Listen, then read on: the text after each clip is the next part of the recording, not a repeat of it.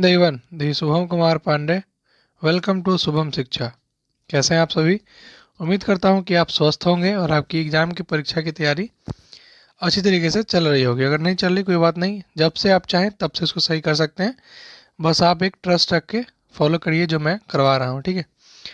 तो आज जो इस सीरीज जो चल रहा था हमारा वन शॉट सीरीज, उसमें जो अगला चैप्टर जो हम लोग आज करने वाले हैं वो है periodic classification in one shot. आपके बुक में जो चैप्टर का दिया हुआ उसका नाम है पीरियोडिक क्लासिफिकेशन ऑफ एलिमेंट। लेकिन सॉरी, लेकिन क्या, कोई लेकिन परंतु नहीं है, ठीक है। हमने अभी तो जो खत्म कर रखा है चैप्टर वह कुछ इस प्रकार है। हमने करा है आपके साथ केमिकल रिएक्शन एंड इक्वेशन। क्या करा आपके साथ? केमिकल रिएक्शन एंड इक्वेशन जो आपका फर्स्ट चैप्टर है उसको हमने ऑलरेडी कर रखा है अपने चैनल पर, ठीक है। दूसरा जो हमने करा था वो था आपका कार्बन एंड इट्स कंपाउंड। क्या करा था? कार्बन एंड इट्स कंपाउंड करा था। थर्ड जो आपके साथ मैंने करा वो था कल ही जो लास्ट करा था पिछले क्लास में, वो क्या था? थर्ड थर्ड था आपका मेटल एंड नॉन मेटल। क्या था आपका? Metal and non metal. और आज जो करने वाले हैं वो क्या है? Periodic classification. क्या है आपका? पीरियोडिक पीरियोडिक क्लासिफिकेशन आज हम लोग करने वाले हैं, ठीक है। तो आपका केमिस्ट्री में जो बच जाता है वो सिर्फ एक चैप्टर बच जाती है, जो कि है आपका एसिड बेसेस एंड साल्ट्स। क्या बच जाता है आपका? बच जाता है आपका acid base bases and salts. ये आपका चैप्टर जो है, यही एक चैप्टर जो है आपका जो बच जा रहा है। यानी हमने ये खत्म कर रखा है, ये हो चुका है। बस बच गया आपका acid base and salt chemistry में। उसी तरह फिजिक्स की बात करें तो हमने कर रखा है क्या क्या? इलेक्ट्रिसिटी कर रखा है, इलेक्ट्रिसिटी कर रखा है। दूसरा हमने कर रखा है मैग्नेटिज्म, मैग्नेटिज्म कर रखा है। और इसमें क्या क्या बच गया? तीसरा बच जाता है आपका एक लाइट, और चौथा बच जाता है आपका एक ह्यूमन आई, ठीक है। समझ गए? तो ये आपका इसमें बच जाता है। उसके अलावा जो है बाकी सभी चैप्टर जो है करीब करीब हमने कवर कर रखा है। और जो बाकी जो बच जाएंगी, जैसे कि सोर्सेज ऑफ एनर्जी एक चैप्टर जो है आपका बच रहा है, उसको भी मैं जल्द से जल्द ख़त्म कर दूंगा, ठीक है। अगर आ रहा होगा तो, नहीं आ रहा तो कोई बात नहीं, ठीक है। चलिए, तो फिर जो है हम लोग जो करने वाले हैं अभी वो है आपका पीरियोडिक क्लासिफिकेशन ऑफ एलिमेंट। देखिए, at present 118 element are known to us. हम लोग जानते हैं कि अभी जो है प्रेजेंट में 118 से ऊपर एलिमेंट डिस्कवर हो चुके हैं, लेकिन आपके एनसीईआरटी बुक के अकॉर्डिंग 118 एलिमेंट ही हमें जानते हैं। इतना ही जानना है आपको, ठीक है। All these have different properties. Out of the 118 only 98 are naturally occurring. जितना भी एलिमेंट आप जानते हैं सबका अलग अलग प्रॉपर्टी है। कोई पानी में काम आता है, पानी बनने में कोई काम देता है, तो कोई आग जलने में काम देता है, तो कोई बर्फ बनाने में काम देता है, तो कोई रुलाने में, कोई हंसाने में। सबका अलग अलग अपना योगदान है। कोई वॉशिंग सोडा तो कोई बेकिंग सोडा, ठीक है। कोई आपका वाइट वॉशिंग, कोई ड्राई ईथर, सब में उसका अलग अलग काम है सबका। तो जितना भी हम लोग जानते हैं उसमें से 98 जो है भाई वो नेचुरली ऑकरिंग है, यानी कि जिसको प्रकृति से पाया गया है। As different element were being discovered, scientists gather more and more information about the property of the element. अब जैसे जैसे एलिमेंट जो है नया नया डिस्कवर होते गए, साइंटिस्ट जो है बहुत सारे इन्फॉर्मेशन उनका जो इन्फॉर्मेशन है वो निकल के रख लिया गया। अब जितना भी डाटा है उसको एक जगह दिमाग में रख पाना, एक जगह रख पाना बहुत मुश्किल हो रहा था। They found difficult to organise all the known about the element. Then they started for looking some pattern in the property. तो उन्होंने क्या देखना चाहा, जैसे मान लीजिए कि हमने 10 चीज़ ऑब्जर्व करी और एक चीज़ में सब में कॉमन है क्या, कि सबको खाने पे न सब मीठा लगता है। तो क्या एक कॉमन हो गया कि सभी एलिमेंट जो हमने देखा है वो सब क्या है, खाने में मीठा लगता है। कि एक तरीका ये हो सकता है। दूसरा क्या देखा हमने, जैसे मान लेते हैं एक तरीका बता रहा हूँ मैं। कोई 10 चीज़ जो हमने ऑब्जर्व करा था उस 10 में देखा कि सब मीठा है, अच्छा ठीक है। और क्या देखा कि सब जो है किसी में 10 में जो है 10 में किसी में बीज नहीं है। तो क्या दूसरा प्रॉपर्टी हो गया। तो साइंटिस्ट क्या थे, वही अलग अलग प्रॉपर्टी खोजना शुरू कर दिए थे, ठीक है। तो आपका फर्स्ट टॉपिक जो पढ़ना है वो है making order out of chaos, early attempt at the classification of element. Chaos मतलब होता है गड़बड़ी, डिफिकल्टीज। जो डिफिकल्टीज थी उसको कैसे हटाया गया, कैसे कम किया गया, उसमें हम लोग को अर्लियर अटेम्प्ट पढ़ना है कि आखिर क्लासिफिकेशन करने के शुरुआती दौर में क्या अटेम्प्ट्स हुए थे उसके बारे में पढ़ना है। देखिए अच्छा, आपने क्लास 9 में चैप्टर पढ़ा है बायोलॉजिकल क्लासिफिकेशन, इसमें आपने पढ़ा होगा हायरार्की क्लासिफिकेशन, ठीक है, जिसमें कि प्लांट एनिमल को बताया गया था। आप समझ रहे होंगे, याद होगा आपको तो एंजियोस्पर्म, जिम्नोस्पर्म, ठीक है, उसके बाद आपका मैमल, एब्स, रेप्टिल, एब, इसमें बांटा गया था, याद है? अरे मोलस्का, आर्थ्रोपोडा, ये सब याद नहीं है? कुछ कुछ तो याद होगा आपको भी ठीक है। उसी तरह जो जिसे मान लीजिए जो डिफ़िकल्टीज आ रही थी कि बहुत सारे जानवर को अलग अलग कैसे पढ़ें, सबको एक तरह से बांट दिया गया, ठीक है, कि जो ज़मीन पर तैर चलेंगे उसको रेप्टाइल में बांट दिया गया, जो सभी पक्षी कैटेगरी को एप्स में बांट दिया गया, जो विशालकाय जीव है उसको मैमल्स में बांट दिया गया, समझ गए? तो ऐसे करके क्या किया गया, उसको क्लासीफाई किया गया। तो उसी तरह scientist made several attempt to classify element according to their properties and obtain an orderly arrangement out of the chaos। इस गड़बड़ी के बाद भी उन्होंने एक ऑर्डर फाइंड करा था बहुत सारे साइंटिस्ट ने। द अर्लीस्ट अटेम्प्ट जो थे, बहुत सबसे पहला जो अटेम्प्ट हुआ था वो हुआ था इस प्रकार से कि एलिमेंट को बांटा गया था मेटल और नॉन मेटल कैटेगरी में, ठीक है। एनसीईआरटी में नहीं दिया गया, लेकिन आपको बता दें कि जो फर्स्ट अटेम्प्ट जो किया गया था उनकी तो किनके द्वारा किया गया था, लेवाइजर, LAVOISIER, ठीक है, लेवाइजर साहब द्वारा किया गया था पहला अटेम्प्ट। इन्होंने क्या किया, एलिमेंट को मेटल में और नॉन मेटल में बांट दिया, ठीक है। लेकिन मेरे भाई आप जानते हैं कि मेटल नॉन मेटल के अलावा एक और चीज़ आ गया जिसका नाम है मेटल वाइड। क्या नाम है? मेटल वाइड, जिसमें क्या होता है, मेटल और नॉन मेटल दोनों का गुण साथ में होता है, जो कि होता है आपका बिस्मत, बोले, शिव, जी, असुर, शब। तरीका याद करने का कैसे होता है बताऊंगा आपको। क्या है कि बोरोन, सिलिकॉन, जर्मेनियम, आर्सेनिक, ठीक है, ये सब क्या है आपका मेटलॉइड्स है। तो इसमें क्या हो गया कि जिसमें मेटल और नॉन मेटल दोनों का प्रॉपर्टी आ गए जब ऐसा एलिमेंट डिस्कवर हो गया तो ये क्लासिफिकेशन जो किए थे लेवाइजर साहब, उसको हटा दिया गया।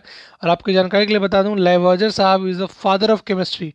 आपसे कोई पूछेगा कि who is the father of chemistry, क्या बोलिएगा आप? इट इज़ लेवाइजर साहब, यानी कि sir Lavoisier. Who is the father of physics? It is sir Isaac Newton. Who is the father of biology? It's Aristotle, ठीक है। तो जो उस केमिस्ट्री के जो फादर हैं वो है लेवाइजर साहब, ठीक है। लेवाइजर साहब ने क्या किया, एलिमेंट को दो टाइप में बांटा, एक मेटल और एक नॉन मेटल में, ठीक है। लेकिन आफ्टर डिस्कवरी ऑफ मेटलॉइड इनका जो क्लासिफिकेशन है उनका कोई वैल्यू नहीं रह गया, ठीक है। अच्छा, the earliest attempt to classify the element result in grouping of them non element in metal non metal हो गया बात। लेटर फर्दर क्लासिफिकेशन में tried out as our knowledge of element and their property इनकी, जैसे जैसे हमारा knowledge बढ़ते गया और उनका प्रॉपर्टी जो है बढ़ते गई, उस तरह से क्लासिफिकेशन को आगे फर्दर बढ़ाया गया। उसमें सबसे पहला कदम उठाया डबर्नियर साहब ने। जोहान वोल्फंगर डबर्नियर साहब जो थे एक जर्मन के केमिस्ट थे, जो इन्होंने अरेंज किया था एलिमेंट के जिनका सिमिलर प्रॉपर्टी था, इनको ग्रुप में बांट दिया गया था। वो ग्रुप क्या था, तीन तीन एलिमेंट का ग्रुप था। इसका नाम दिया गया था उनके द्वारा, क्या नाम दिया गया था, TRAIDS, ट्रैट्स नाम दिया गया था। चूंकि इसको डोबर्नियर साहब दिए थे इसलिए नाम इसका क्या पड़ा, डोबर्नियर्स ट्राइड। इसमें क्या होता है, तीन तीन एलिमेंट का एक जोड़ा रखा गया जिसका सभी का प्रॉपर्टी क्या है, सिमिलर प्रॉपर्टी दिख रहा था। क्या है इसमें, क्या बताया उन्होंने, Dobereiner show that when the three element in a group, जब तीन एलिमेंट ग्रुप का उसको इस तरह से रखा जाए कि मान लीजिए यहाँ पे ए है, ये बी है, ये सी है, तो एक से ज़्यादा मास बी का होना चाहिए और बी से ज़्यादा मास सी का होना चाहिए। अगर इस तरह से अरेंज करते हैं तो जो बी का मास होता है ना, वो मास होता है ए का मास प्लस सी का मास बाई 2, यानी कि average of A and C mass is equal to average mass of B. उनका कहना क्या था कि जब भी हम लोग किसी तीन एलिमेंट को, उनके द्वारा जो एलिमेंट दिया बताया गया था, उस तीन एलिमेंट को अगर हम लोग इंक्रीजिंग एटॉमिक मास में सजाते हैं, triads were written in the order of increasing atomic masses. देखिए यहाँ पे लिखा हुआ है order of increasing atomic masses. The atomic mass of the middle element, जो मिडिल एलिमेंट का जो एटॉमिक मास होगा, वाज रफली the average of the atomic mass. क्या होता है, एवरेज हो जाता है एटॉमिक मास के, यानी कि एक दो तीन जो होगा तो बीच वाला इसका जो मास होता है वो इसका और इसका दोनों के मास का एवरेज होता है, ठीक है। बाई 2 करने पे जो आएगा वही होता है। जैसे कि देखिएगा यहाँ पे क्या है कि लिथियम Li, सोडियम Na और पोटेशियम के विथ रिस्पेक्टिव मास, इनका मास कितना है 6.9 हो गया, आपका 23.0 हो गया और 29.0 हो गया। देखिए यहाँ पे एक चीज़ ऑब्जर्व करिएगा, लिथियम, सोडियम, पोटेशियम, ठीक है, इसका आपका है 6.9, इसका आपका है 23 और इसका आपका है 39, ठीक है। एक चीज़ गौर करिए, 39 प्लस 6 कितना होता है 45.9 उसका बाई 2 कीजिएगा कितना आएगा, अप्रोक्स 23 आएगा। तो यही क्या होता है, सोडियम का मास होता है। यानी कि उनका कहना क्या था कि जब भी हम लोग किसी 3 एलिमेंट को जो जो उनके द्वारा बताया गया था उसको हम लोग अगर बढ़ते क्रम में लिखते हैं मासेस के, नीचे मास बढ़ रहा है तो पहला का मास प्लस दूसरा का मास बाई 2 करेंगे तो क्या मिलेगा, बीच वाले का मास हमें मिल जाएगा। समझ में आया? एक ना कहना था, डबर्नियर साहब का कहना था, ठीक है। लेकिन अब उनमें जो है लिमिटेशन क्या आ गई कि ऑल द एलिमेंट डिस्कवर जो हुए थे उस समय could not be classified to triad. अब सभी एलिमेंट को ट्राइड में बांटा नहीं जा सकता। जैसे कि देखिए डोबर्नियर साहब मात्र 3 ही ट्राइड बता पाए। पहला जो था वो था आपका ली ना के, यानी कि लिथियम सोडियम पोटेशियम। दूसरा था आपका था कैल्शियम सी एस आर और बी ए, बैरियम और एस आर से था, ठीक है। तीसरा जो उन्होंने बता पाया वो था क्लोरीन ब्रोमीन और आयोडीन का, यानी कि सिर्फ और सिर्फ 3 ट्राइड ही उन्होंने बता पाया। इसी कारण से उनका जो ये ड्रॉबैक था, उनका जो क्या था, जो क्लासिफिकेशन था उसका ड्रॉबैक यही रहा कि डोबर्नियर could identify only 3 triad from the element known at that time. Hence, the system of classification to triad was not found to be useful. इसलिए उसको यूजफुल नहीं माना गया। तो नेक्स्ट साइंटिस्ट जो आए वो थे न्यूलैंड्स लॉज ऑफ एक्टिव। कौन साइंटिस्ट थे? न्यूलैंड साहब थे। जॉन न्यूलैंड का नाम था। उन्होंने क्या किया 1866 में the attempt of Dobereiner encourage other chemist to correlate the property of the element. अब जैसे मान लीजिए कि एक आदमी आगे चलता है, वो फेल होता है, तो फेल हो चाहे पास हो, वो दूसरे के लिए रास्ता जरूर बना देता है, ठीक है। दूसरे के लिए रास्ता जरूर बना दिया कि कोई आगे जाके इस पर अटैम्प्ट कर सकता है। तो डोबर्नियर के पाथ पर ही आगे चल के न्यूलैंड साहब ने क्या किया रहा कि arrange the known element in the order of increasing atomic masses. क्या किया इन्होंने भी, जो उस समय के जाना बुझा जो एलिमेंट था उसको इंक्रीजिंग मास में अरेंज कर दिया, ठीक है। He started with the element having the lowest atomic mass hydrogen. उन्होंने हाइड्रोजन शुरुआत करा and ended with the thorium which was the 56th element that time. उसमें क्या था, 56वां एलिमेंट जो था थोरियम था, वहां तक उन्होंने पहुंचा दिया अपने अरेंजमेंट को, ठीक है। He found that every eighth element had properties similar to that of the first.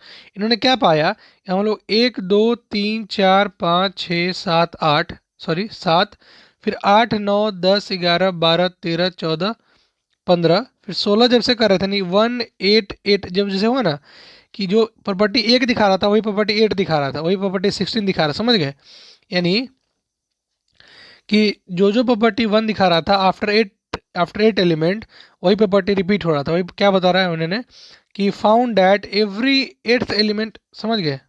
अरे नहीं समझे तो कहाँ समझिएगा, अगर कोई ऑप्शन होता है यहाँ पे मुझे, चलिए यहाँ पे देखते करके क्या करूँ, हाँ यहाँ देखिए, नहीं नहीं यहाँ भी नहीं होगा, wait a minute, I will try my best की आपको उस लाइन को गौर करके दिखा दूँ आपको।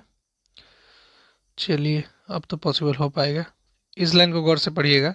क्या है कि फाउंड है भाई, found he found that every 8th element had property similar to that of the first. यानी कि 8वां एलिमेंट जो भी था उसका प्रॉपर्टी पहला एलिमेंट से मिल रहा था। तो क्या उन्होंने करा कि he compare this to the octave found in a music. आप जानते हैं कि म्यूजिक आता है सा रे गा मा पा दा नी, फिर सा आता है, यानी कि 8वां नंबर फिर सा आ गया, समझ गए। तो इन्होंने उसी तरह से क्या करा, इसको अरेंज करा म्यूजिक नोट पे, ठीक है। और चूंकि वो 8 नोट का होता है इसलिए नाम क्या पड़ा, therefore he called it as law of octave. Octave नाम पड़ा, ऑक्ट मतलब 8 होता है, it is known as Newlands laws of octave. In Newland laws of octave the property of lithium and sodium were found to be the same. Sodium और lithium का property जो है same पाया गया। Sodium is the 8th element after the lithium, चूंकि sodium जो है 8वां element था लिथियम के बाद। सिमिलरली जो बेरिलियम का जो प्रॉपर्टी था वही मैग्नीशियम में आया, resemble each other. A part of original from the Newland octave is given in table 5.3। Table जो है 5.3 में दिया गया है, समझिएगा। देखिएगा यहाँ पे क्या था, जिन्होंने अरेंज करा, ऐसे अरेंज करा जब एच से लेकर के थोरियम तक अरेंज जब करा उन्होंने, तो क्या देखा कि जो प्रॉपर्टी लिथियम शो कर रहा था वही प्रॉपर्टी सोडियम शो कर रहा था, वही प्रॉपर्टी पोटेशियम शो कर रहा था, जो प्रॉपर्टी बेरिलियम शो कर रहा था वही प्रॉपर्टी मैग्नीशियम शो कर रहा था। तो जो क्या उन्होंने क्या बताया कि हर एक एलिमेंट 8वां एलिमेंट जो प्रॉपर्टी शो कर रहा है, जो पहला एलिमेंट शो कर रहा है वही प्रॉपर्टी 8वां एलिमेंट शो कर रहा है। चाहे आप प्रॉपर्टी यहाँ से गिनिए, यहाँ से गिनिए तो 1 2 3 4 5 6 7 तो 8 वही प्रॉपर्टी आ रहा है, या फिर अगर यहाँ से गिनते हैं आप 1 2 3 4 5 6 7 8 वही प्रॉपर्टी आ रहा है, समझ गए। तो जैसे कि in Indian system there was a 7 musical note such as sa re गा मा पा दा नी। उसी तरह वेस्ट में जो होता है, जो नोट्स होता है डो रे मी फा सो ला टी। ठीक है, वेस्ट मतलब कि पश्चिम साइड जो होता होगा। ठीक है, there must be some repetition of note. अब जानते हैं कि हर एक नेचुरली जो होता है रिपीटेशन होता है नोट्स का। तो every eighth note is similar to the first note and first note of the next scale. अब जानते हैं कि जो फर्स्ट वर्ड होता है वही क्या होता है, आठवां वर्ड वही आता है, और दूसरे जो स्केल होता है उसका भी शुरुआत वर्ड वही हो जाता है। समझ गए? तो उन्होंने क्या पाया कि it was found that law of octave was applicable only up to calcium. अब भाई अगर जैसे कि देखिए क्या हुआ कि पहले कौन आया, लेवोजर साहब आए, उन्होंने क्या बताया, एलिमेंट को तोड़ा उन्होंने मेटल और मेटल में, लेकिन मेटलॉइड की डिस्कवरी होने के बाद उनका जो लॉ है वह एप्लीकेबल नहीं रहा। उसी तरह डेवर्नियर साहब आए अपना ट्रायड लेकर के, लेकिन ट्रायड जो है 3 ही पॉसिबल हो पाया। उसके बाद उसका भी काम तमाम हो गया। उसके बाद आया न्यूलैंड साहब। लेकिन इसमें क्या था, इनका ऑक्टेव जो था वो सिर्फ एप्लीकेबल हो रहा था कैल्शियम तक। कैल्शियम के बाद जो है इनका ऑक्टेव काम नहीं कर रहा था। ठीक है, बिकॉज जो प्रॉपर्टी था सिमिलर नहीं आ रहा था फर्स्ट से। It was assume that Newlands that only 56 element exist in nature and no more element would be discovered in future. Newland साहब का कहना था कि सिर्फ 56 एलिमेंट जो अभी जानते हैं वही नेचर में एग्जिस्ट करेगा, और इसके अलावा कोई भी एलिमेंट जो है डिस्कवर नहीं हो पाएगा आगे फ्यूचर में। But later on several new element were discovered whose property did not fit into the law of octave. और आगे जाकर के बहुत सारे ऐसे एलिमेंट हुए डिस्कवर किए गए जो कि लॉ ऑफ ऑक्टेव में फिट नहीं बैठ रहे थे। तो इनका ये भी ड्रॉबैक निकल गया, ये बात गलत हो गया।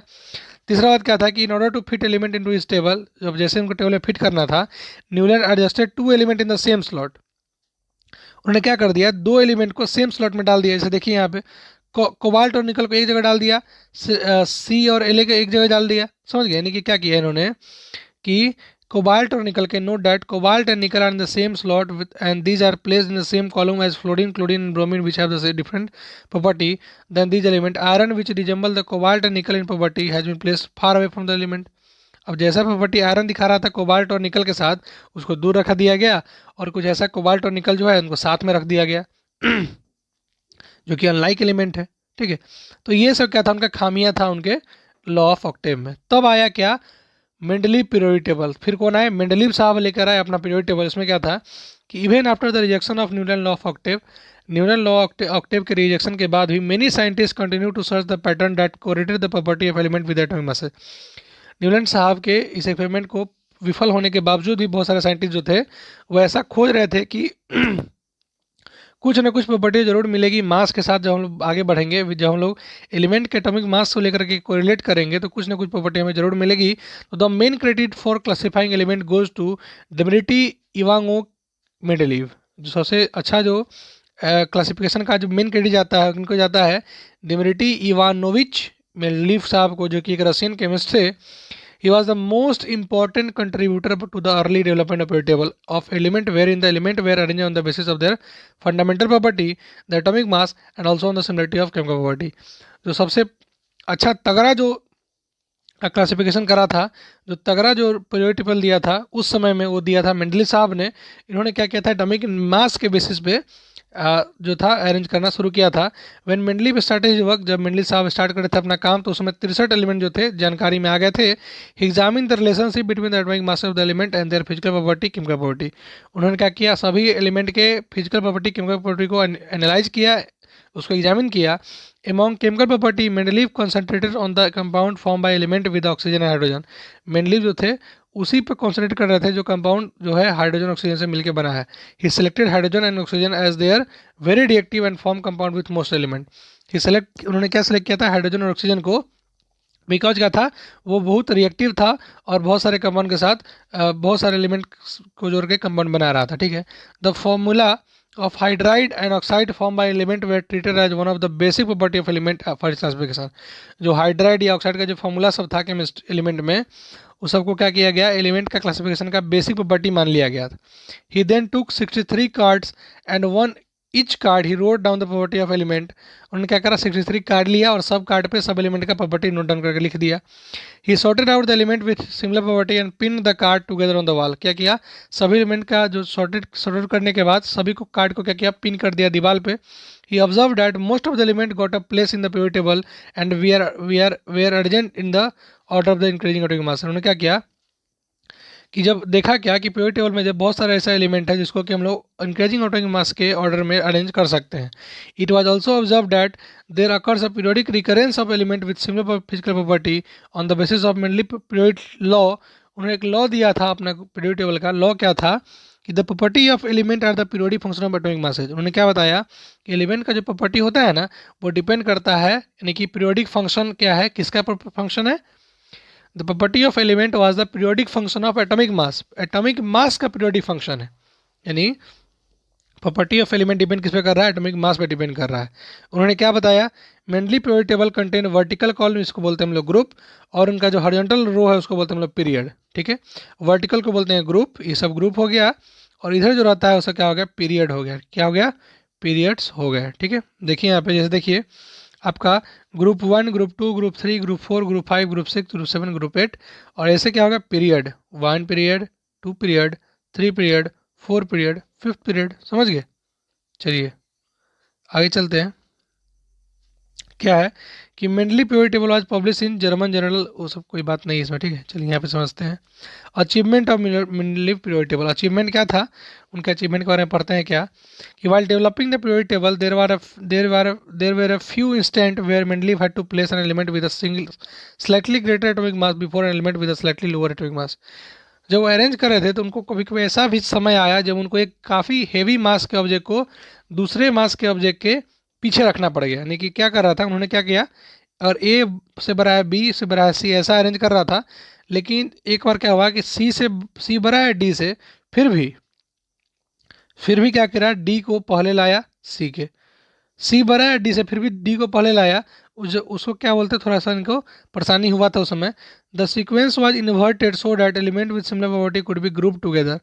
क्या किया गया था, जो सीक्वेंस था उसको क्या किया गया था, इन्वर्ट उल्टा कर दिया गया था ताकि प्रॉपर्टी जो मिल पाए। फॉर एग्जांपल कोबाल्ट जिसका मास था 58.9 अपीयर्ड बिफोर निकल, जिसका मास था 58.7, यानी 58.9 को पहले रखा इन्होंने, फिर रखा 58.7 को, ऐसा रखना पड़ा, मजबूरी हुआ उनको रखना पड़ा।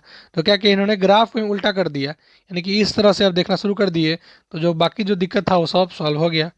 Further Mendeleev left some gap in the periodic table. सबसे बड़ा मेन बात उनका क्या था कि उन्होंने कुछ कुछ गैप छोड़ रखा था। ठीक है, जैसे कि मान लीजिए कि आगे बढ़ते गए A greater than B greater than C करते गए, ऐसे अरेंज करते गए, कुछ गैप छोड़ दिया।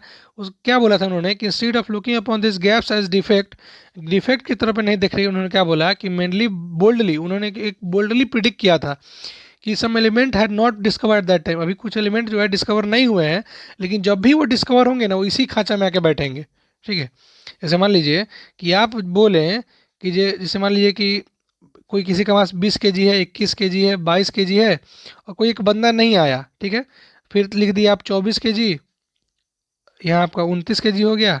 मान लीजिए ये 31 रहता, ये 42 रहा होता, ये कुछ और रहा होता, सॉरी यहाँ पे ऐसा नहीं होगा ना, कुछ गड़बड़ हो रहा है। जैसे 20 रहा होता, ये 31 रहा होता, ये 32 रहा होता, ये 42 रहा होता, ये 49, ये गैप, ये 59, ऐसा रेंज रहा होता। तो आप श्योरली बोले कि जो अब नेक्स्ट बंदा जो आएगा ना उसका मास यहाँ पक्का 38 होगा, और इसका पक्का 49, इसका पापा पक्का 52 होगा। तो आप इतना श्योर कैसे हो सकते हैं, कोई आपको पैटर्न तो दिख नहीं रहा है, फिर भी आप इतना श्योरली बोल रहे हैं, मतलब आपका कोई जरूर कोई ना कोई एक्सपीरियंस आपके पास है। उसी तरह उन्होंने क्या किया, जब अरेंज किया था ना एलिमेंट को, तो एक खांचा छोड़ दिया और बोला कि जो प्रॉपर्टी उन्होंने बोला वो एग्जैक्टली सेम मैच भी हो गया बाद में। ठीक है, इसलिए उन्होंने बोल्डली बोला था, इसलिए इनका क्या था, एक कभी आपसे क्वेश्चन पूछ सकता है कि मेनली साहब का जो पीरियोडिक टेबल था उसका सबसे अच्छा फीचर क्या था। तो फीचर उनका यही था कि वो कुछ स्पेस खाली छोड़ दिए थे और बोल्डली बोले थे, इस जो प्रिडिक्ट किए थे कि some element had that not be discover at that time. Mainly उनका नाम क्या दिया था, एका। एका मतलब होता है 1 to the name of preceding element of the same group. जैसे मान लीजिए कि यहाँ पे कोई जगह खाली है तो उनका क्या नाम दिया, जैसे कि एका एल्युमिनियम। ठीक है, एका एका का नाम देकर क्या किया, छोड़ दिया था।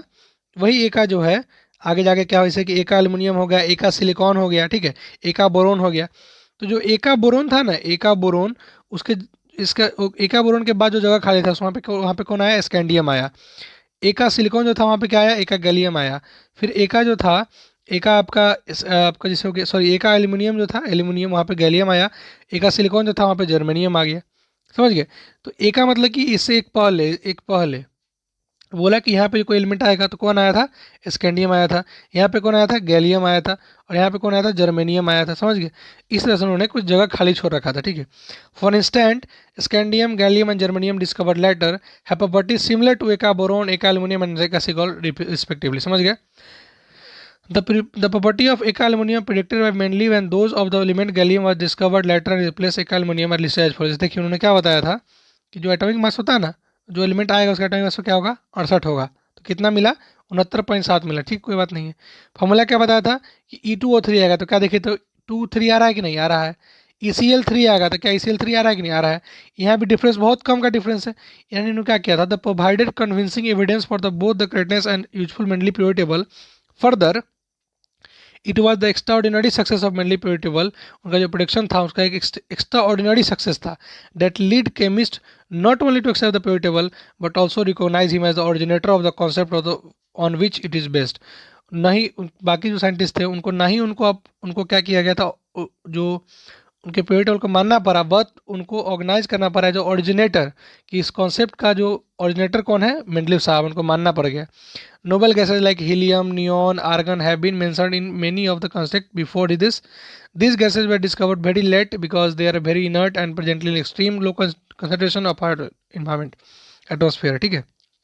जैसे नोबल गैस हो गए, आपका नियॉन हो गया, आर्गन हो गया, हीलियम होगा, वो क्या हो गया, इसमें मेंशन नहीं किया गया बिकॉज वो उनका डिस्कवरी जो है काफ़ी बाद में हुआ, बिकॉज ये काफ़ी कम मात्रा में एटमॉस्फेयर में थे, इनको डिस्कवर होने में बहुत लेट लग गया, ठीक है। One of the strength of Mendelic periodic table was that when these gases were discovered, they could be placed in a new group without disturbing the existing order।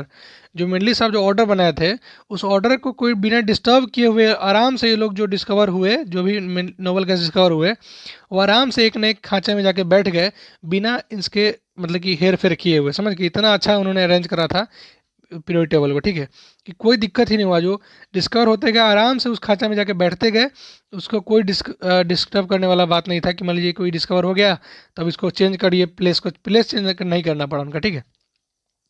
अब लिमिटेशन क्या था, देखिए लिमिटेशन उनका यही था कि electronic configuration of hydrogen resembles that of alkali metal, like alkali metal hydrogen combine with hydrogen, oxygen और sulphur to form compound having similar formula some example. जैसे देखिए हाइड्रोजन जो है HCl H2O H2S बनाता है, और Na के साथ क्या बनाता है, NaCl Na2O Na2S बनाता है। On the other hand just like halogen hydrogen also exist as diatomic molecule and it combined with metal and non metal to form covalent molecule.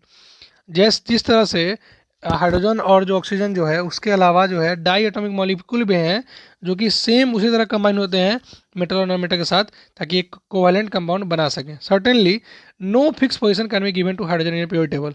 देखिए इनका जो बात लिमिटेशन लिखना है वो क्या क्या है। पहला जो है, इन्होंने जो है था हाइड्रोजन के पोजीशन के बारे में नहीं कुछ बताया कि हाइड्रोजन कहाँ पे रहेगा, ठीक है। दूसरा क्या था, इन्होंने नहीं बता पाया आइसोटोप का पोजीशन। आइसोटोप मतलब समझ रहे हैं ना, जिनका जो है क्या होता है, आइसोटोप ऐसा एलिमेंट होता है इसका जो है सिमिलर केमिकल प्रॉपर्टी होता है बट डिफरेंट एटॉमिक मास होता है। इनका क्या होता है, मास डिफरेंस होता है, मास डिफरेंट होता है बट क्या होता है, केमिकल प्रॉपर्टी सिमिलर होता है। तीसरा बात क्या कि उन्होंने नहीं बता पाया कि आखिर एटॉमिक मास जिसका ज़्यादा है उसको पहले क्यों रख पाए, ठीक है, समझे। उसके बाद क्या हुआ कि अगला ये जो नहीं बता पाए क्या था, वो था कि atomic mass do not increase in regular manner. इनका जो मैनर जो था जो अरेंज किए थे उसमें रेगुलर मैनर में इंक्रीज नहीं कर रहा था। यही 3 4 जो बात था, रेगुलरिटी मेंटेन नहीं कर पाए थे किसमें, इरेगुलर बोलिए तो इरेगुलर अरेंजमेंट क्या था, इरेगुलर एटॉमिक मासेस का अरेंजमेंट था। तो ये 4 बातें जो है क्या था उनका मेनली साहब का डिमेरिट था, यानी कि लिमिटेशन था, ठीक है। सोचिए अगर इस तरह सभी आपको सबको अरेंज करके मिलता, अगर कि सबका लिमिटेशन क्या था, सबका फीचर क्या था, कब डिस्कवरी हुआ था, क्या क्या प्रॉपर्टी था, तो कितना अच्छा रहता। उसके लिए आप ले सकते हैं हमारा, क्या ले सकते हैं, स्टडी मटेरियल यार, और क्या, ठीक है। The isotope of all element poses a challenge to medical. जिसमें क्या था देखिए समझिएगा, कुछ लाइन पढ़ भी देता हूँ आपके लिए, कि इन्होंने क्या बताया था कि हाइड्रोजन का फिक्स पोजीशन नहीं बता पाए थे। अगला बात क्या था कि isotopes were discovered long after Mendeleev had proposed his periodic classification element. Isotope जब डिस्कवर हुए तो आइसोटोप में क्या होता है कि उनका जो केमिकल प्रॉपर्टी होता है सेम होता है, लेकिन एटॉमिक मास क्या होता है, डिफरेंट होता है। Thus isotope of all element posed a challenge to Mendeleev periodic table. क्या हुआ कि आइसोटोप जो डिस्कवर हुआ तो मेनली पीरियोडिक टेबल के लिए क्या हो गया, एक चैलेंज बन के उभरा था। Another problem was that atomic mass do not increase in regular manner. उनका जो एटॉमिक मास था क्या था, रेगुलर मैनर में इंक्रीज नहीं हो रहा था। In going from one element to the next, so it was not possible to predict how many element could be discovered between the two element. अब चूंकि एक एलिमेंट से दूसरा एलिमेंट के बीच में कुछ रेगुलर फैशन से नहीं अरेंज हो रहा है, कुछ रेगुलर फैशन से इंक्रीज नहीं कर रहा है, नहीं समझे बात, कि एक के बाद दो फिर तीन ऐसा नहीं है, फिर एक है या सात है, फिर ये नौ है, तो बीच में कितना एलिमेंट और डिस्कवर हो सकता है ये पता नहीं था किसी को।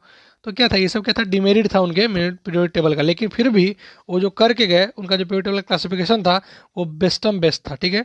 उसके बाद बात करते हैं हम लोग making order out of the chaos, the modern periodic table. अब हम बात करते हैं मॉडर्न पीरियोडिक टेबल का, जिसको बनाया गया था हेनरी मोजले द्वारा। मोजली का क्या था पीरियोडिक टेबल हम लोग अभी यूज़ कर रहे हैं, लेकिन अब तो नया आ गया इसका, जो कि डिस्कवर किया गया था wrong and Werner, WRANG, wrong and Werner द्वारा डिस्कवर किया गया था। अभी जो हम लोग पीरियोडिक टेबल यूज़ कर रहे हैं ना, नाउ अ डे, एकदम अभी अभी जस्ट आज के दिन में, वो किन का था, रैंग एंड वर्नर द्वारा बनाया गया मॉडर्न पीरियोडिक टेबल था, जो कि इलेक्ट्रॉनिक कॉन्फ़िगरेशन पर बेस्ड है। अच्छा, मेंडलीव का किस पे बेस्ड था, न्यूलैंड का किस पे बेस्ड था, दोनों का जो बेस था वो था एटॉमिक मास पे बेस्ड था, यानी कि मास बढ़ने के क्रम में इसको सजाया गया था, ठीक है। इसमें क्या देखिएगा कि Henry Moseley showed that atomic number of an element is more fundamental property than its atomic mass as discovered below, describe below.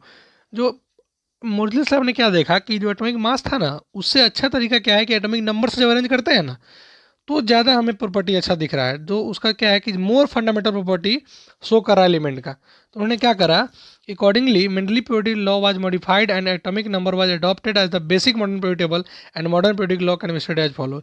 क्या किया गया था, मेंडलीव साहब का जो पीरियोडिक लॉ था, लॉ क्या था कि जो पीरियोडिक टेबल होता है, क्या होता है, प्रॉपर्टी ऑफ एलिमेंट जो होता है, क्या होता है, पीरियोडिक फंक्शन किसका होता है, एटॉमिक मास का। लेकिन मुरली साहब क्या बोले, उनका बात को बदल दिए, क्या बोल दिए कि प्रॉपर्टी ऑफ एलिमेंट जो होता है, पीरियोडिक फंक्शन होता है एटॉमिक नंबर का। इन्होंने क्या करा कि in the nucleus of an atom and this number increase by one is going from one element to another next. कहने मतलब क्या है कि जैसे जैसे हम लोग एलिमेंट में आगे बढ़ेंगे, इसका एटॉमिक नंबर बढ़ते जाएगा। Element when arrange in order of increasing atomic mass number Z, जब हम लोग एलिमेंट को अरेंज कर रहे हैं एटॉमिक नंबर के बेसिस पे, जिसको बोलते हैं हम लोग जेड। जेड मतलब क्या होता है, एटॉमिक नंबर होता है। ए मतलब क्या होता है, एटॉमिक मास होता है। जब भी हम लोग एटॉमिक नंबर की बात करेंगे तो वहाँ पे जेड होगा, यानी जब भी हम लोग किसी एलिमेंट को बढ़ते क्रम के एटॉमिक नंबर में अरेंज कर रहे थे, lead us to classify known as the modern periodic table. तो क्या हमें मिला, मॉडर्न पीरियोडिक टेबल मिला। Prediction of property of element could be made with more precision when element were arrange on the basis of increasing atomic number. जब हम लोग atomic number के base पर अरेंज कर रहे थे तो हमें ज़्यादा फायदा दिख रहा था, और हमें एक इस तरह का पीरियोडिक टेबल देखने को मिला, जहाँ पे क्या है, ये सभी जो आपको एरिया दिख रहे हैं वो सभी क्या है, मेटल है हमारे। ये सब क्या है हमारे, this all is our metal. क्या था हमारा, यहाँ से लेकर के सभी हमारे क्या है, सिर्फ सिर्फ ब्लू वाले को छोड़ दिया जाए, ठीक है, यहाँ पे छोड़ दिया जाए, ठीक है। ये सब क्या है हमारे, सभी मेटल हैं, देवर मेटल। ये पिंक वाले जो है वो क्या है, मेटलवाइड है, मेटलवाइड है। और पीला वाले क्या है, ये हमारे नॉन मेटल है, क्या है, नॉन मेटल है। और मेटलवाइड क्या क्या होते हैं, मेटलवाइड का लिख लीजिए, कहीं पे लिख लीजिए। मेटलवाइड होता है बोले, शिवजी, शिवजी, असुर, अशुर, सब तेरे, सब तेरे। बोले शिवजी सौ तेरे, यानी कि BSI, बोले शिवजी, अशुर यानी कि AS, सब छोड़ दीजिए, ठीक है, तेरे, TE। ये सब क्या है हमारा, मेटलवाइड सब है, समझ गए। आगे चलते हैं। सोचिए कि अगर आपको सब कुछ को इस तरह से अरेंज करके मिला जाता कि इसमें लिमिटेशन, पीरियड, फीचर, सब कुछ को एक जगह अरेंज किया रहता शॉर्ट नोट के माध्यम से, समरी के माध्यम से, तो कितना अच्छा रहता। तो इसके लिए आपको करना क्या है, बहुत कम अमाउंट पे करना है, फ्री ऑफ कॉस्ट। समझ लीजिए क्या हो जाएगा, सब कुछ को फ्री ऑफ कॉस्ट नहीं किया सकता है, कुछ ना कुछ आपको पे करना पड़ेगा। इस पे करने में आपको फ़ायदा क्या होगा कि आप सभी चैप्टर के समरी, सभी चैप्टर का समरी, शॉर्ट नोट्स, ठीक है, सभी चैप्टर का summary, short notes, topic wise question, VVI question, previous year question, और 2 times revision as well as doubt solving के साथ साथ सबसे बड़ा बात क्या है कि जिस दिन आप ये स्टडी मटेरियल खरीदते हैं उस दिन से आप मेरे स्टूडेंट हो जाते हैं। यानी उस दिन से अगर आप अभी तक आप 0 चैप्टर पढ़े हुए हैं, तो 0 से आपको किस तरह का टाइम टेबल चाहिए, किस तरह का रूटीन आपको फॉलो करना है, कौन चैप्टर पहले करना है, कौन क्वेश्चन करना है, कौन नहीं करना है, किस बुक का कौन सा क्वेश्चन करना है, एनसीईआरटी में कौन क्वेश्चन करना है, कौन नहीं करना है, वो सभी आपको बताया जाएगा with the help of a perfect daily schedule, जिसमें आपको पर्सनल गाइडलाइन के साथ साथ सब दिन होमवर्क के साथ साथ क्लास वर्क सब कुछ दिया जाएगा और आपको अच्छी तरीके से प्रिपेयर कराया जाएगा। जो डाउट होगा आप उसी समय पूछ सकते हैं। 12x7 आपके लिए डाउट सॉल्विंग सेंटर खुली रहेगी, ठीक है। इसलिए करना क्या है, अगर आप 500 रुपये दे करके ये खरीदते हैं हमारा कोर्स, ठीक है, जो कि कितना है 500 रुपीज़, बिकॉज मैं I am not a business man, मेरे से आपको कोई बिजनेस नहीं करना है। आप जस्ट 500 रुपये देकर क्या कर सकते हैं, ये परचेज कर सकते हैं। इसके अलावा क्या मिलेगा, मिलेगा आपको 1500 पेपर पूरा बिल्कुल मुफ्त विथ सॉल्यूशन के साथ बनाया हुआ।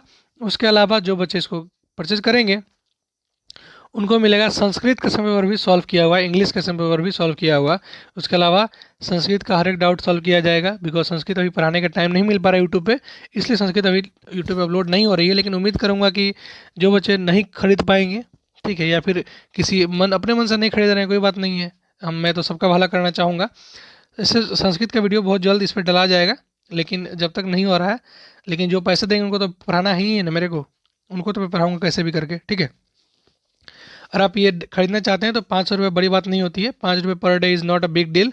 तो आप खरीद सकते हैं विद पेटीएम नंबर 7903218465 और विद फ़ोन पे और गूगल ऑन 7488654738, ठीक है। चलिए आगे चलते हैं। तो हमने क्या बात करा था कि जो मॉडर्न पीरियड टेबल है वो क्या किया गया था, take care of 3 limitation of Mendeleev period table. जो मिनली पीरियड टेबल का जो 3 जो लिमिटेशन था, पहला क्या था कि हाइड्रोजन का प्लेसिंग कहाँ करना है, दूसरा क्या था आइसोटोप के बारे में, और तीसरा क्या था अनसर्टनिटी ऑफ एटॉमिक मास जो था। तीनों को उन्होंने ख्याल रख पाया मॉडर्न पीरियड टेबल में। मॉडर्न पीरियड किस पे बेस्ड था, एटॉमिक नंबर पे बेस्ड था, जिसमें अब कोई मास का चक्कर ही नहीं बचा, एटम आइसोटोप का कोई चक्कर नहीं बचा, और क्या था हाइड्रोजन का फिक्स पोजीशन अभी तक डिस्कवर नहीं हो पाया कि कहाँ पर रहेगा, अभी तक नहीं हो पाया, ठीक है। The modern period table has 18 vertical column. जो मॉडर्न पीरियड टेबल है उसका कितना है, 18 वर्टिकल कॉलम है।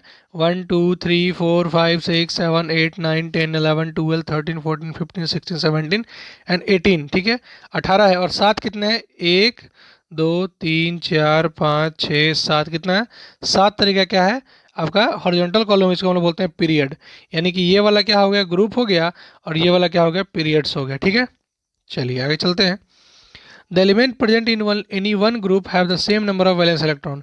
जितने भी एलिमेंट एक ग्रुप में पाए जाएंगे उन सभी का जो वैलेंस इलेक्ट्रॉन होगा वो सेम होगा। अब जानते हैं वैलेंस इलेक्ट्रॉन क्या होता है, जो कि किसी मेंबर का लास्ट इलेक्ट्रॉन जो होता है, जो कि हमारे आउटर मोस्ट ऑर्बिट में होता है, जो इलेक्ट्रॉन होता है वो क्या होता है, वैलेंस इलेक्ट्रॉन होता है, ठीक है।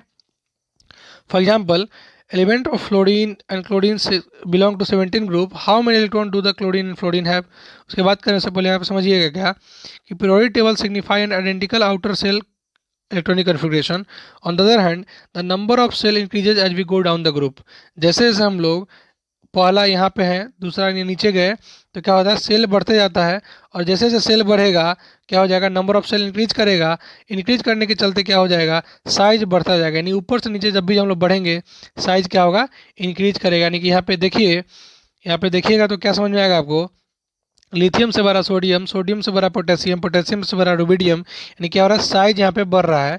क्यों बढ़ रहा है, because number of shell increase हो रहा है, नंबर ऑफ सेल इंक्रीज हो रहा है। आपसे क्वेश्चन पूछा सकता है कि when we move down the group what is the atomic radius से क्या होता है, एटॉमिक साइज पे क्या फ़र्क पड़ता है, तब बोलिएगा when we move down the group atomic size increases because of adding number of shell. Because shell बढ़ने लगा है, सेल जैसे जैसे बढ़ेगा क्या हो जाएगा, आपका जो है नया जो एलिमेंट होगा उसका जो एटॉमिक साइज क्या हो जाएगा, बड़ा होते चला जाएगा, ठीक है। चलिए आगे चलते हैं। ओके, कहाँ थे हम लोग, हाँ यहाँ थे, ठीक है, ये बात हो गई। चलिए आगे क्या है, और we can say that atom of different element with the same number of occupied shell are place in same period, ठीक है। जैसे देखिए sodium, magnesium, aluminium, silicon, phosphorus, potassium, sulphur, chlorine जो है ना, ये सब क्या है एक जो पीरियड में लगाए गए हैं, वो सभी का जो क्या है वो सेम एटॉमिक साइज होता है, ठीक है। ठीक है आगे चलते हैं। Belong to the third period of modern period table, since the electron in the atomic of this element are filled in K element shell with write the electronic configuration of element and confirm the above statement which period, जो भी है समझिए, आप समझिए, मेरे साथ समझिए, आप भी नहीं कर दीजिएगा, बिकॉज ये तो मैं आपको समझाने के लिए कर रहा था।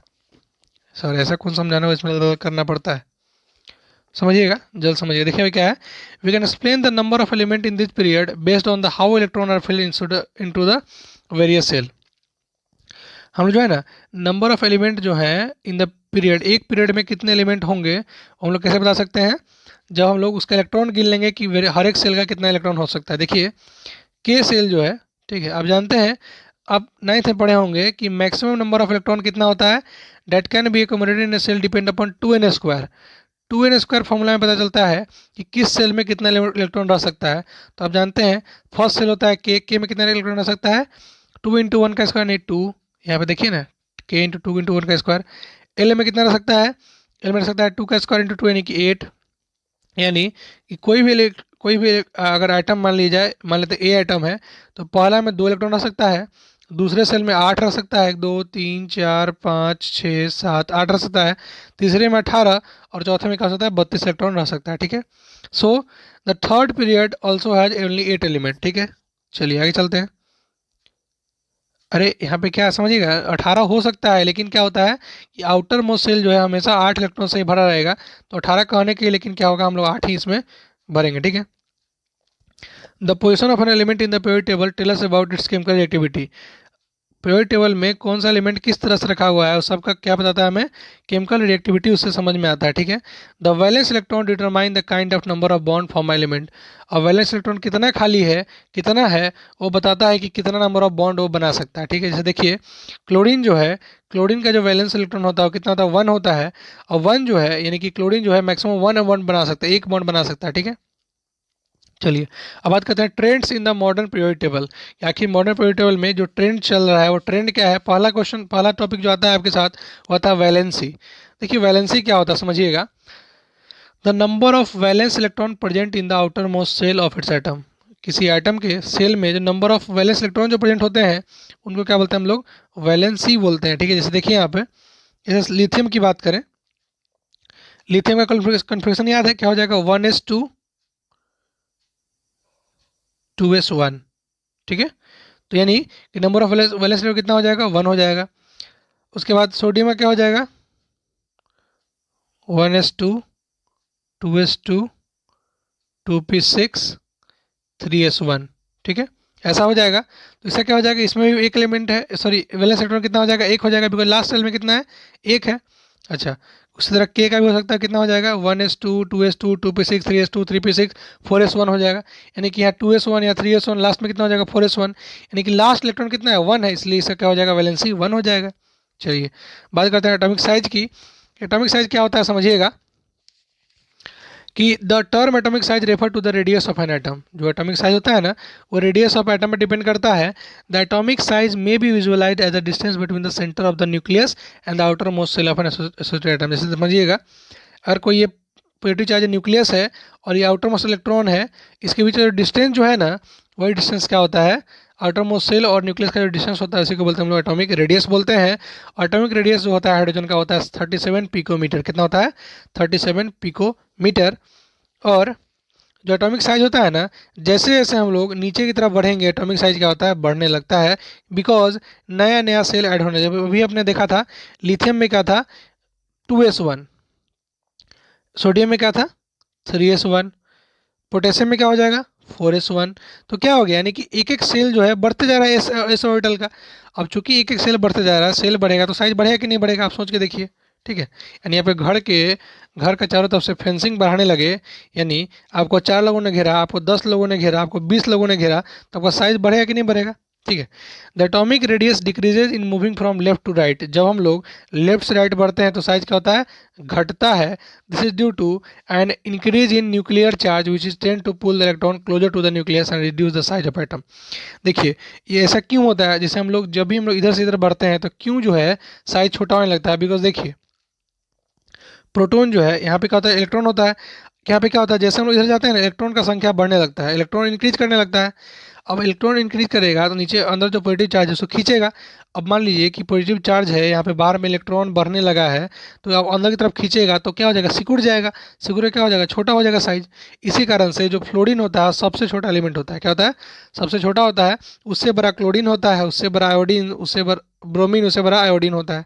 समझ गए? यानी कि जब हम लोग किसी ग्रुप में ऊपर से नीचे की तरफ आएंगे तो क्या हो जाएगा, साइज बढ़ेगा, और हम लोग पीरियड में लेफ्ट से राइट चलेंगे तो साइज क्या होगा, घटेगा। तो पहला का बात क्या था, सॉरी यहाँ पे देखिएगा, मैं आपको इससे ग्राफ समझाता हूँ, देखिएगा यहाँ पे।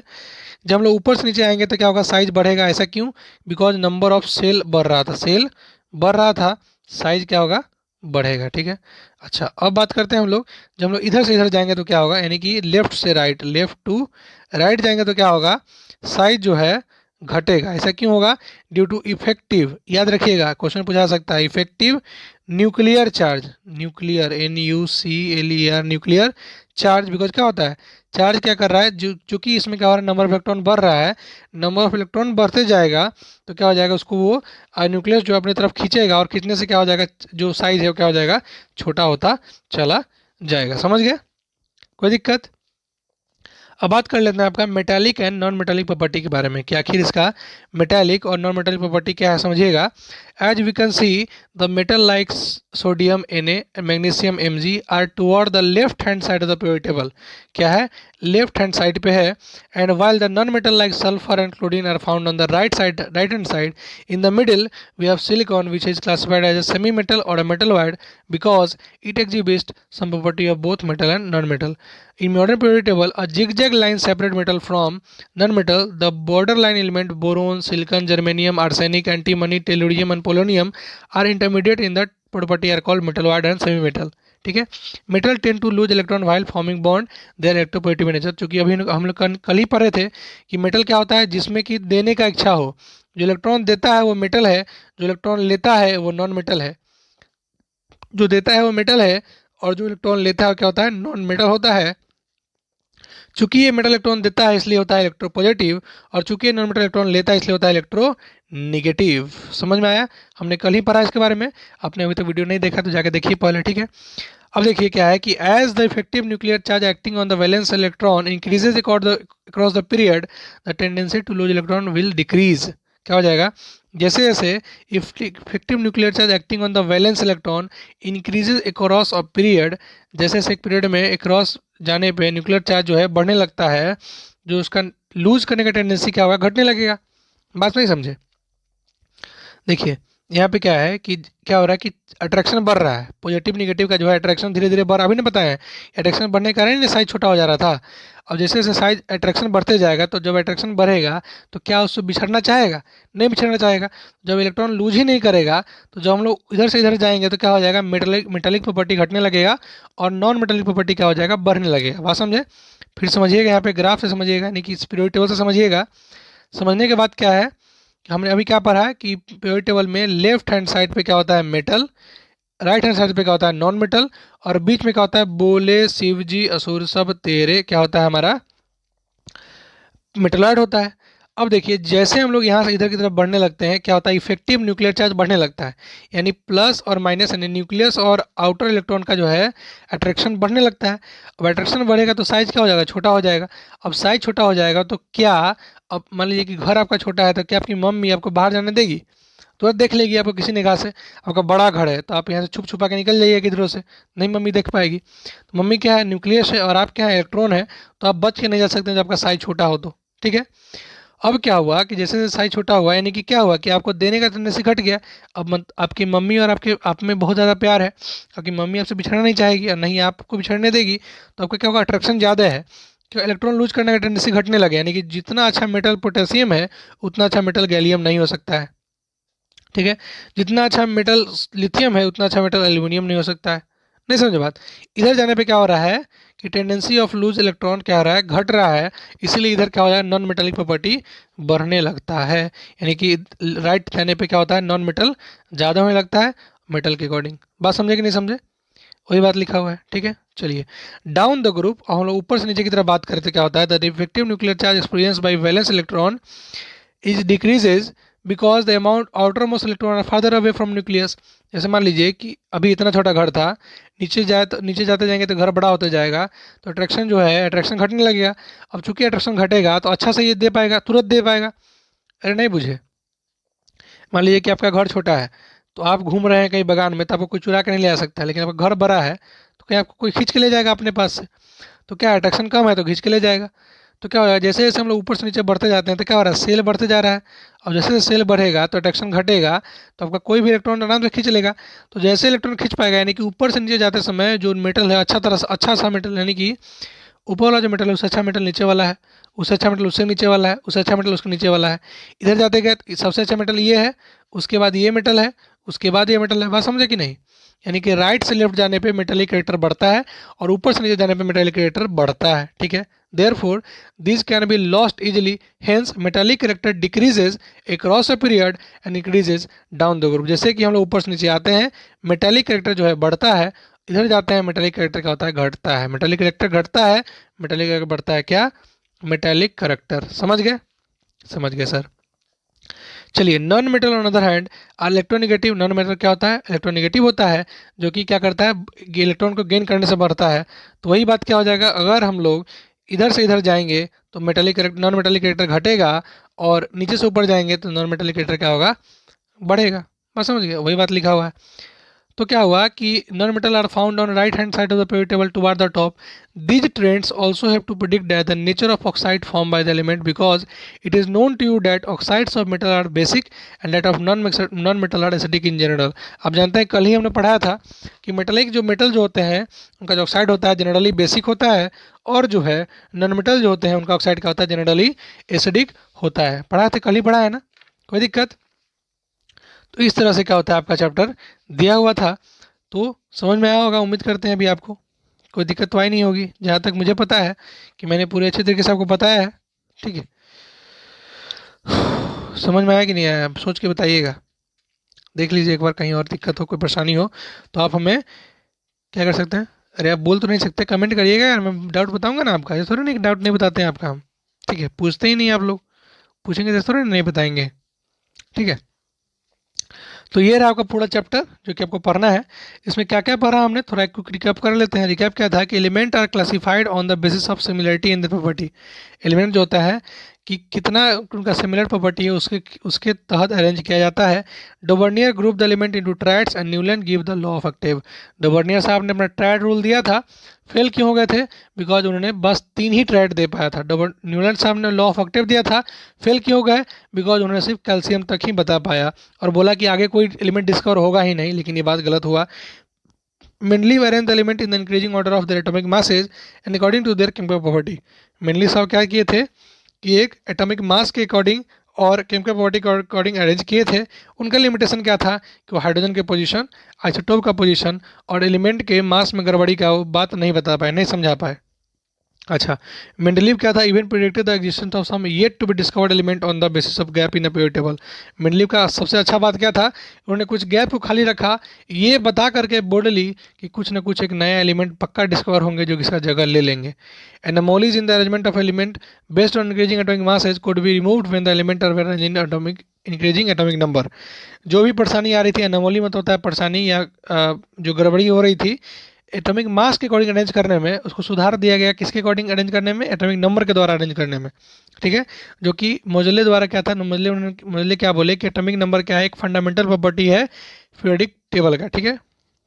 अब एलिमेंट के प्रॉपर्टी का क्या है, बेसिक प्रॉपर्टी है कौन, एटॉमिक नंबर, ठीक है। Element in the modern periodic table was arrange in 18 vertical column and 7 group.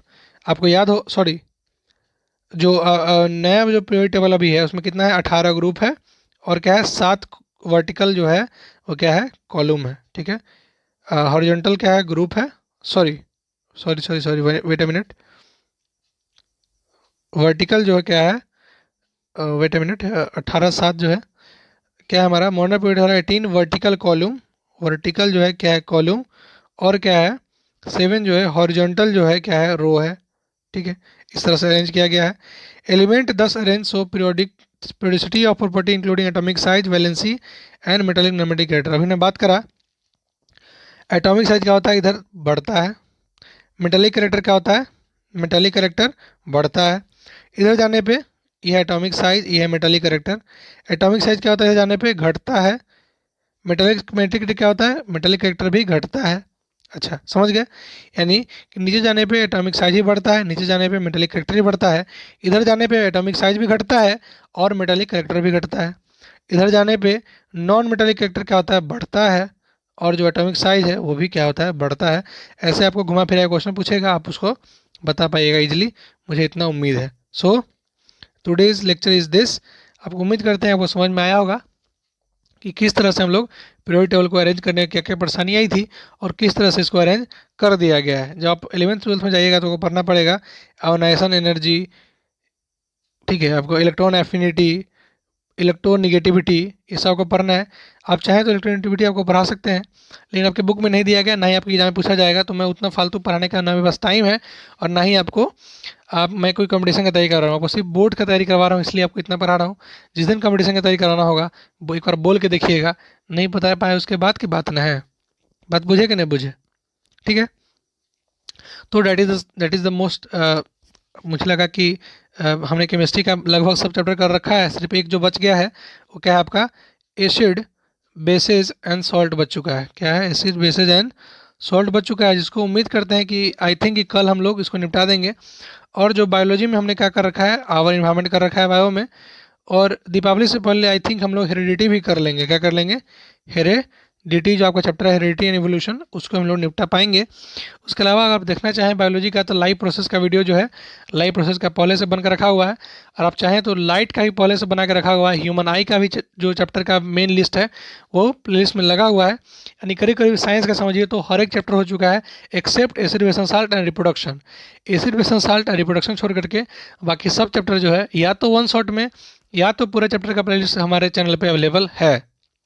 उसी तरह मैथ की बात करें तो मैथ में आपका रियल नंबर हो चुका है, पॉलिनोमियल हो चुका है, कोऑर्डिनेट ज्योमेट्री हो चुका है, आपका प्रोबेबिलिटी हो चुका है, और मेन लेक्चर की बात करें तो मेन में आपका ट्रिग्नोमेट्री भी हो चुका है, हाइट एंड डिस्टेंस भी हो चुका है, इधर सर्कल नहीं हुआ, हो जाएगा, आपका लीनियर इक्वेशन भी हो चुका है, और क्वाड्रेटिक इक्वेशन शायद हुआ है या नहीं मुझे उतना याद नहीं ठीक से, लेकिन करीब करीब 7-8 चैप्टर मैथ में भी हो चुके हैं। और करीब करीब आपका समझिए तो 11 चैप्टर जो है पूरा लेक्चर और वन शॉट मिला करके करीब करीब हमने अपने चैनल पे कर रखा है। उसी तरह से एसएसटी में बात करें, एसएसटी में हमने power sharing, federalism, resources and development, development, rise of nationalism Europe, nationalism in India, यानी कि हिस्ट्री पूरा, पॉलिटिकल साइंस में पावर शेयरिंग और फेडरलिज्म का रखा है। वन शॉट में नहीं, पूरा पूरा फुल लेक्चर में, लेकिन फुल लेक्चर कितना का होगा, 1 घंटा मैक्सिमम का चैप्टर होगा। हिस्ट्री की बात करें तो 2 घंटा में चैप्टर खत्म होगा, उससे ज़्यादा तो मैं बनाता नहीं हूँ। आपको पता है कि मैं कॉन्साइज और अच्छी तरीके से नोट्स बना के रखा है, इसलिए जो भी वीडियो होगा हर चैप्टर का वो 2 घंटा से ऊपर का ज़्यादा नहीं होगा, ठीक है। अब ये नहीं कि मैथ में बोलिएगा सर 1 घंटा में ख़त्म कर दिए ना सब कुछ, ठीक है। डिटेल वीडियो देखिएगा तो वो 2 घंटा, 2 घंटा, 2.5 घंटा, 3 घंटा जा सकता है, ठीक है।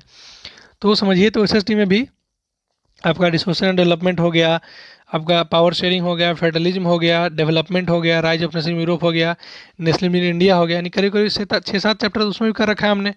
उसके बाद 10 चैप्टर, 8 चैप्टर करीब करीब मैथ में कर रखा है, 15 चैप्टर हो गया। आपका 11 चैप्टर जो है साइंस में कर रखा है, आपका 26 चैप्टर हो गया, 26 ये हो गया। आपको पढ़ना था 42 में 26 हमने कर रखा है, 26 जो है नेक्स्ट मंथ तक कम्प्लीट हो जाएगा। और उम्मीद करते हैं कि before Deepavali and Chhath, Deepavali DNC हम लोग क्या कर लेंगे, हम लोग जो है हेरिडिटी नोट कर लीजिएगा या स्क्रीनशॉट ले लीजिएगा, हेरिडिटी जो है वो ख़त्म कर लेंगे, एसिड बेस एंड सॉल्ट ख़त्म कर लेंगे, एकदम श्योर है, ठीक है। एसिड बेसेज एंड सॉल्ट कर लेंगे। तीसरा जो कर लेंगे हम लोग वो कर लेंगे क्या, हम लोग सोर्सेज ऑफ एनर्जी अगर आ रहा होगा, सॉरी ये तो खत्म हो चुका है, नहीं आ रहा ना, इसको करेंगे ही नहीं, ठीक है। और उम्मीद करते हैं कि हम लोग लाइट भी ख़त्म कर चुके होंगे और ह्यूमन आई कर चुके होंगे, ह्यूमन आई कर चुके होंगे, ठीक है। आप एक बार स्क्रीनशॉट ले लीजिए इसका, ये साइंस का हो गया, इतना हम लोग कर चुके होंगे, ठीक है, ले लिया स्क्रीनशॉट। अच्छा, अब मैथ की बात करें तो मैथ में हम लोग जो कर लेंगे तब तक कर लेंगे क्या क्या, पहला हम लोग कर लेंगे इसमें आगे जाके ट्रिग्नोमेट्री कर सकते हैं हम लोग दीपावली छठ से पहले, हाइट एंड डिस्टेंस कर सकते हैं उसके बाद, ठीक है, हाइट एंड डिस्टेंस। और उम्मीद करूँगा कि मैं सर्कल भी ख़त्म कर दूँ छठ पूजा से पहले, तो देखिए क्या क्या हो पाता है। और रहा बात कुछ बच्चे का डाउट और अगर सर एसएसटी में क्या करें, तो एसएसटी का जो है चिंता ना करें, एसएसटी संस्कृत और इंग्लिश हम लोग निपटाएंगे, ज़रूर निपटाएंगे। वन शॉट तो पक्का है, गारंटी की वन शॉट का वीडियो पक्का पक्की रहेगा सब सब्जेक्ट का, हिस्ट्री का भी, सॉरी एसएसटी का भी, इंग्लिश का भी, और उम्मीद करता हूँ मुझे अगर समय मिलेगा तो संस्कृत का भी रखने का मैं पूरा प्रयास करूँगा, ठीक है। और संस्कृत में कैसे नंबर उठाया जाता है आई नो वेरी वेल, और मैं आपको भी समझा दूंगा कैसे नंबर लिया जाता है। तो जितना जल्दी समय मुझे मिलेगा संस्कृत का भी अपलोड कर दूंगा, बिकॉज जो बच्चे मैं स्टडी मटेरियल खरीदे हैं, अभी 12-13 बच्चे जो खरीद चुके हैं, वो 12-13 बच्चों को तो फ़ायदा होना चाहिए ना भाई। तो उनका फ़ायदा देख कर ही काम किया जाएगा। और जितना चैप्टर जो सीक्वेंस में आ रहा है वो सीक्वेंस जो उनको बताया गया उसी सीक्वेंस में आ रहा है, ठीक है, ताकि उनको भी फ़ायदा हो और आपको भी फ़ायदा हो जाए, ठीक है। इस तरह से वन शॉट बनाया गया है कि उनको कभी वापस से एनसीईआरटी पढ़ने की जरूरत नहीं पड़े, और मैं नोट्स पढ़े, एनसीईआरटी तो मैं पढ़ा ही दिया, क्वेश्चन करें, डाउट पूछें और उनका बल्ले बल्ले हो जाएगा। इसीलिए बोल रहा हूँ कि अगर आपके पास समय है, अभी सोचने का समय है, दीपावली छठ तक सोच लीजिए, लेना है तो ले लीजिए या तो नहीं लीजिए, एकदम फाइनल डिसीजन दीपावली छठ के बाद कर लीजिए, बिकॉज हुकुर दुकुर में नहीं रहना चाहिए।